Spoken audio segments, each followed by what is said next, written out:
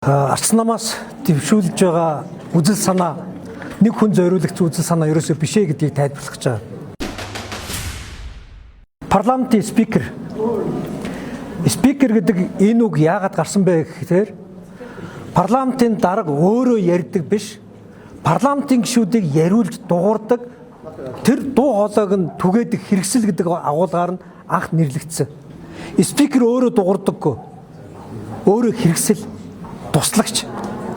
Парламентын спикер бол хуралдааны дэгийг сахиулдаг, бусдыг яриулдаг, тусалдаг хүн. Мэтгэлцээнийг тал алдалгүй шүүж дэмждэг тэр хүн нь. Төлөөлөө хэрэгжүүлэх тэнцвэрийг хадгалагч.